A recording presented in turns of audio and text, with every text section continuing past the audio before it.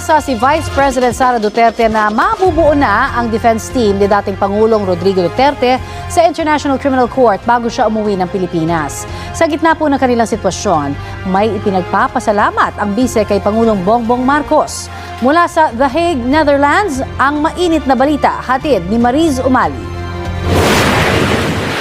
This really is ironic, but I have to thank Bongbong Marcos because there was forgiveness between me and PRD for all that has happened in our lives. Sinabi yan ni Vice President Sara Duterte matapos niyang bisitahin kahapon ang ama sa Scriveningen Prison ng International Criminal Court dahil hindi raw sila maaaring makapag-usap ng tungkol sa kaso ng ama o anumang legal na hakbang na kanilang isasagawa. Nagkakaroon daw sila ngayon ng ama ng mas maraming panahon para makapag-bonding. We have a relationship now, a father-daughter relationship, since we cannot discuss anything legal anymore. Sad lang that it has to happen inside the ICC, inside the detention. There is a good side.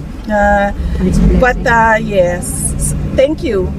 Sa kauna-unahang pagkakataon, sabay-sabay silang bumisita ng kapatid na si Veronica at ni Hanilat Avancenia, ang common law partner ng dating Pangulo. I was updating him with the situation with our families and is happy to hear that we are all doing well, that we are all okay, and that we are continuing to pray for him. And ngayon, mga positive things lang. We are telling him things that will uplift his spirit and things that will give him strength while he is inside. Ayon pa kay Vice President Duterte, nais talaga ng ama na makabalik sa Pilipinas. Pero ayon sa ICC, kung nais ng nakakulong na pansamantalang mapalaya sa isang bansa, dapat handa ang bansang iyon na sundin ang mga kondisyon ng ICC gaya ng walang risk of flight, risk of interference ng mga saksi sa ebidensya, at pangatlo, risk of continuing crimes. Wala naman po kaming hinihingi sa palace. The administration has to think about what their next steps are.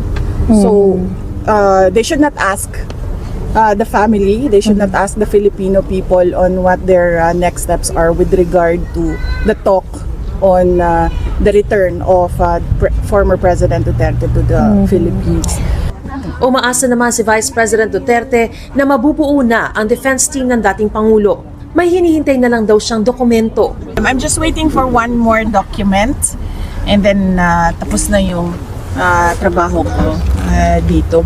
Yan na lang yung inaantay, yung document na yan, tapos pwede na akong umuwi.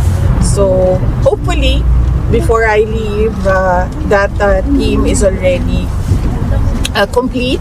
But at the moment, no, it's not complete. Mula rito sa The Hague, Netherlands, Mariz Umali nagbabalita para sa GMA Integrated News.